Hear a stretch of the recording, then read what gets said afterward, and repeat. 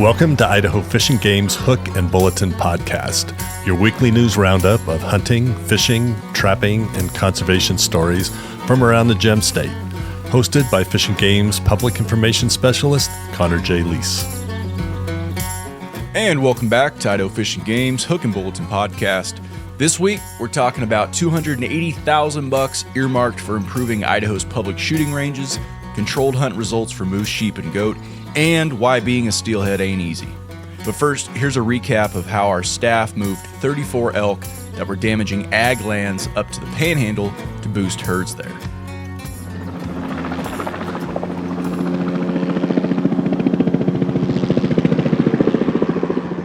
Idaho Fish and Game crews recently captured 37 elk over 2 days from a non-migratory herd that has caused significant agricultural damage on private land northwest of Emmett for years, and then released 34 of them in the Panhandle Region's Unit 7.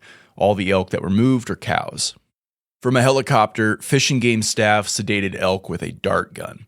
The elk were then carried by helicopter to a processing site where staff fitted the animals with GPS collars, conducted health checks, loaded them onto trailers, and then drove them about 8 hours to the release site in the Panhandle. The operation required substantial staff time, contracted work with 2 helicopters, and risks to both staff and the animals. Crews captured 22 elk on May 4th and another 15 elk on May 5th from private land in the Big Willow Creek area in Unit 32. 3 elk died during transport from capture-related causes, a known risk due to the stress of handling and reaction to sedation, which Fish and Game staff worked to minimize.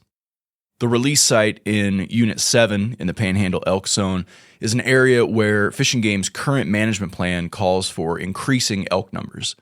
Fish and Game staff will monitor whether these 34 elk remain in Unit 7, integrate with existing herds, and track survival and movements.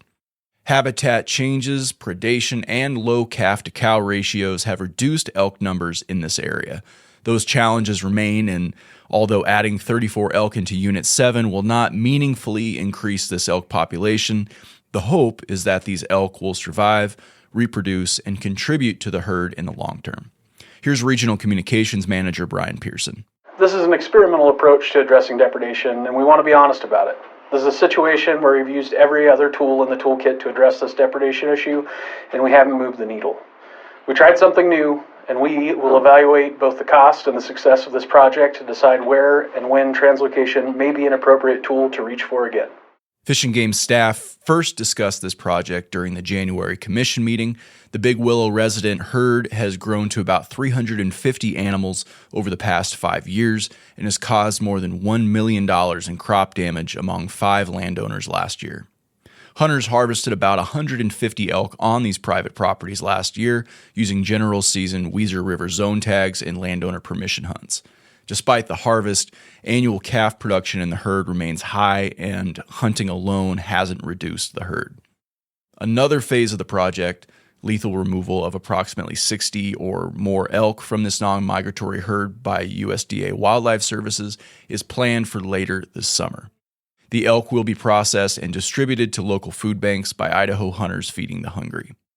Like I said, this is an ongoing project, so stay tuned for more updates from the Southwest region. Hit the link in the show notes if you want to read the full story from Brian Pearson. All right, next up, if you enjoy heading down to your local public shooting range to sprinkle freedom seeds at paper and steel targets, then here's 280,000 reasons to be excited about several range improvement projects. During its most recent commission meeting on May 7th, the Fish and Game Commission approved roughly $280,000 to help improve several Idaho shooting ranges. Thanks in large part to hunter education funds, Fish and Game has historically awarded grants to shooting ranges. This year, Fish and Game awarded grants to 15 shooting range facilities totaling $281,335 to be spent in the 2027 fiscal year. Got way too many to list off on the podcast. If you want to see the full list of ranges getting improvements, hit the link in the show notes or pull up the story on our website. Fish and Game received 17 applications in total, including 33 projects, for a grand total of $673,485.66. From those projects, 19 were selected and ultimately approved, thanks in part to Fish and Game's Citizen Advisory Committee. The committee came together virtually back in January and February to help whittle down spending. Typically, multi-phase projects and ADA improvements get the priority. To learn more about Idaho's shooting ranges, contact your local gun range or check out Idaho Fish and Game's shooting ranges webpage on our website. Moving on to a Steelhead report from Natural Resource Program Coordinator Tim Copeland.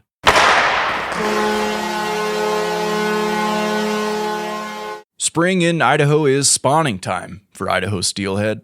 Steelhead can survive spawning, unlike Chinook, coho, or sockeye salmon, but similar to Atlantic salmon. A post-spawn steelhead is called a kelt. One of the definitions of this word is a salmon or sea trout that is weak and emaciated after spawning.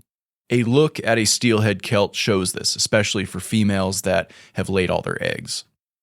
Spawning is hard work. You can say that again. Females dig in the gravel with their tails to make a nest for the eggs.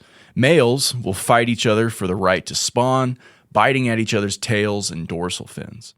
Once a steelhead has used most of their energy stores, they often get battered on the rocks by high spring stream flows.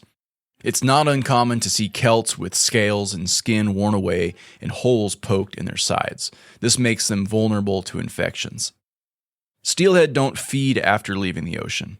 Although they will strike at things like fishing lures, their digestive systems shrink and lose the ability to absorb energy and nutrients from what they eat. Steelhead kelts will begin to move downstream towards the ocean and restart their digestive system. This process was observed by Zachary Penny when he was at the University of Idaho studying the physiology of migrating and spawning steelhead. Once they are done spawning, steelhead kelts have to refill their gas tanks. They will feed as they move downstream and when they re-enter the ocean, much like when they were a young smolt. The Nez Perce tribe operates a program to collect and help kelts recover. The fish are held in the hatchery and fed until they are released in the fall during the upstream migration as a way to get more spawners when runs are low. This is a conservation measure because very few kelts make it back to Idaho on their own to spawn again, 1% or less. Those that do bear witness to an incredible story because it isn't easy being a steelhead. Hit the link below to read Tim's full press release. Okay, last up, our staff in the Upper Snake region just kicked off their annual grizzly bear trapping research season in the Caribou-Targhee National Forest. Here's more on that story. As part of ongoing efforts to monitor the population of grizzly bears in the greater Yellowstone ecosystem, biologists from Idaho Fish and Game will begin their annual research trapping of grizzly bears in the Upper Snake region this May. Trapping will occur on the Caribou-Targhee National Forest within the caldera in Island Park, along the Centennial Mountain Range, and in the Cave Falls and Teton areas near the Wyoming border. Research trapping operations will conclude near the end of August. Captured bears are immobilized and handled in accordance with strict protocols developed by Fish and Wildlife Service and the Interagency Grizzly Bear Study Team. Bears that meet the study criteria are fitted with a radio collar for monitoring. By observing radio-collared females, biologists can document the age of first reproduction, average litter size, cub and yearling survival, and how often females produce a litter. Data collected from both sexes provides the estimated survival rate, age structure, causes of mortality, and a better understanding of habitat use and food habits. Whenever bear capture activities are being conducted for scientific purposes, the area around the site will be posted with bright warning signs to inform the public of the activities occurring. These signs are posted along the major access points and the capture site's perimeter. It is extremely important for your own safety that you heed these signs and not venture into posted areas. Information about the grizzly bear research and monitoring is available from the IGBST website, the Fish and Game website, or by calling the Upper Snake Regional Office at 208-525-7290. That's all I got for top stories. Let's hit the rapid fire bulletin. Now available. Hunters who applied for controlled hunts for moose, bighorn sheep, and mountain goat hunts can see if they drew a tag by going to www.gooutdoorsidaho.com. Hunters who were not successful in the draw can expect to receive a refund of the tag fees paid during the application process.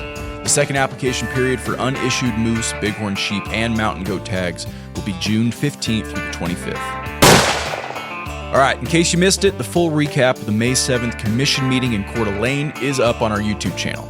Topics covered include the 2026 through 2027 migratory bird season setting, fiscal year 2027 shooting range grants, which we covered today, Lake Pend Oreille rainbow trout management, and more. Remember, there's timestamps down in the description, so if you wanted to tune in and hear about something in particular, you got that option.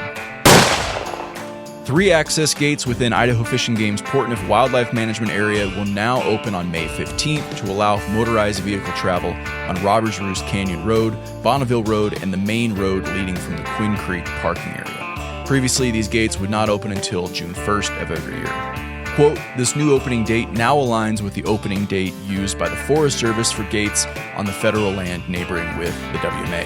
Consistency in opening gates will help reduce confusion and improve access for motorized travelers who enjoy recreating on both the WMA and adjacent public land, quote, said Curtis Hendricks, our regional habitat manager.